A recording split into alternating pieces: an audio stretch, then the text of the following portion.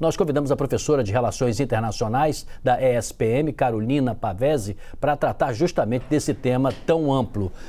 Boa tarde, professora. Dentro da geopolítica internacional, atual inclusive, qual é o papel que a Rainha Elizabeth exerce? Lembrando que talvez seja uma das autoridades que mais respeitem a liturgia do cargo, né? E a discrição. E ela presta um serviço, como se vê até agora há pouco mesmo, convalescendo, ela fez o seu dever saudando a primeira-ministra. Que você dissesse esse aspecto de ordem política interna e externa. Bom, boa tarde. Realmente a rainha ela tem um papel, ainda que tenha se ausentado um pouco das suas funções nesses últimos anos e dado lugar informalmente para que o príncipe Charles já comece a executar algumas tarefas que são dedicadas ao monarca principal da coroa inglesa, mas ela tem um papel importante na manutenção dessa estabilidade, da integridade do chamado Reino Unido.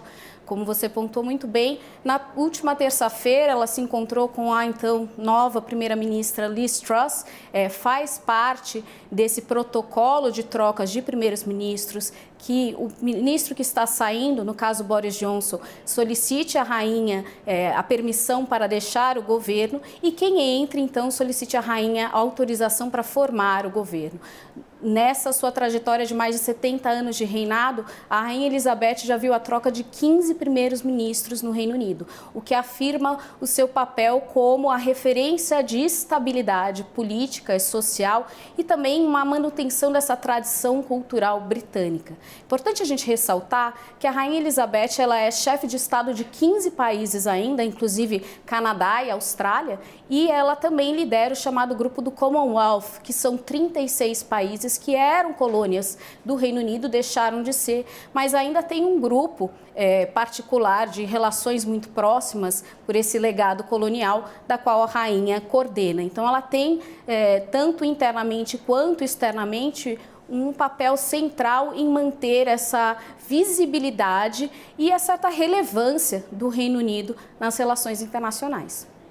Professora, bem-vinda, boa tarde. Eu queria ainda continuar falando sobre esse papel da rainha, fundamental ainda no mundo, mas eu queria olhar para a história, não com o anacronismo, né? Porque a gente consegue ver hoje a rainha com os nossos olhos de hoje. Eu queria entender o papel dela de 70 anos para cá.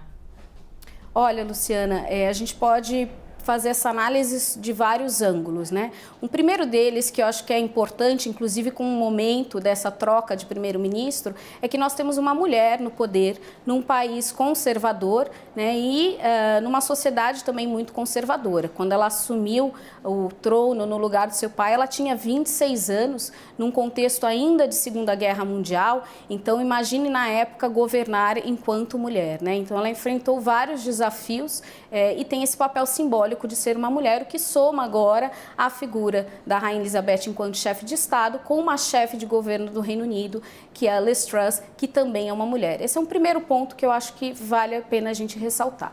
Uma segunda questão é justamente a forma como ela conseguiu conduzir diplomaticamente as relações do Reino Unido com várias potências, transitando num contexto de Guerra Fria e vendo a ascensão de outros países também. Ela tem esse papel de conseguir ser esse lastro da sociedade britânica e, de certa forma, ela também atravessou aí essa instabilidade política interna muito grande, então ela realmente teve uma característica sua específica de governo, né? Ela é uma figura muito carismática e isso atrai também um apreço à monarquia, porque em 2022 termos ainda um país como o Reino Unido, sendo ainda uma monarquia, é algo que tem sido cada vez mais objeto de muitas críticas. E é justamente esse legado e essa dificuldade que se coloca para o príncipe Charles quando ascender ao trono, de continuar justificando a relevância da monarquia como a Rainha Elizabeth conseguiu fazer até agora.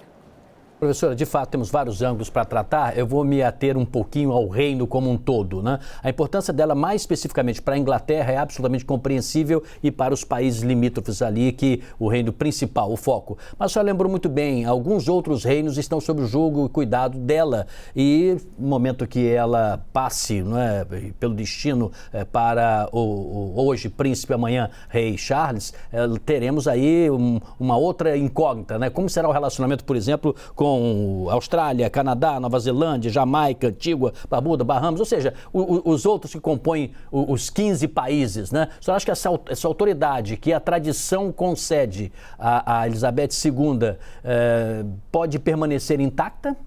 Olha, essa tradição ela já vem sido questionada há algum tempo e, de certa forma, há uma sobrevida desse império nessa configuração que você pontuou, Sidney, dos 15 países do qual ela é chefe de Estado, justamente por ter a Rainha Elizabeth enquanto rainha, né? Ela tem uma questão muito pessoal de apreço à figura da rainha e à sua personalidade, coisa que é uma popularidade que o príncipe Charles, as pesquisas indicam que não usufrui, né? Então há um caráter objetivo, mas também há esse elemento de subjetividade aí nesse apreço pela coroa. Nós já vimos, principalmente nas colônias que foram colônias de exploração do Caribe, que passaram por um processo mais recente de independência, esses países agora andam questionando esse vínculo com o Império, numa discussão que a gente vai chamar de um decolonialismo, questionando esse legado e o impacto negativo que ser colônia da Inglaterra trouxe a esses países em termos de condições de desenvolvimento. A Barbados, em 2018, realizou um plebiscito e a população optou em tirar a rainha da Inglaterra como chefe de Estado. A Jamaica também está num processo parecido, então a gente vê uma certa corrosão dessa pompa e circunstância e do interesse de alguns países em se manter parte ainda da coroa britânica. Então isso é algo que certamente é um desafio presente e futuro a ser enfrentado. Pois é, professora, muito bem pontuado isso, porque eu queria falar sobre mudanças, né? A rainha teve uma forte influência na mudança, inclusive comportamental, até de sucessão da coroa nos últimos anos. E ela, apesar de querida, a senhora acabou de traçar aqui alguns movimentos de países que não querem mais estar sob o jugo da monarquia britânica. Isso pode piorar ainda mais com a ascensão futura, em algum momento, do rei Charles?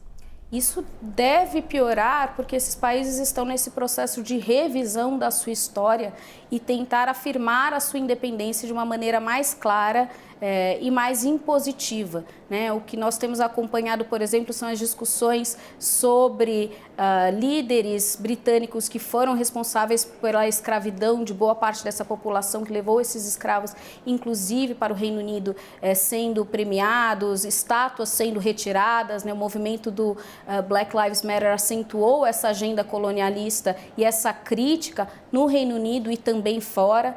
Nós vimos também, estamos num processo onde a democracia está em xeque, mas também cada vez mais fica difícil justificar a existência de uma família no poder simplesmente por uma tradição sanguínea. A legitimidade disso tem sido questionada, então há desafios muito colocados e à medida que a população também vai ficando mais jovem, há uma diferença clara de perfis no Reino Unido, né? As últimas pesquisas do UKGov, que é o órgão de pesquisa britânica, demonstram que as populações, os grupos etários mais velhos tendem a apreciar mais a coroa, enquanto os mais jovens, a maioria, não é favorável à monarquia. Então esse é um desafio tanto para o Charles quanto para os seus filhos de continuar fazendo da coroa uma celebridade britânica para continuar sendo apreciada e tendo esse apoio da população.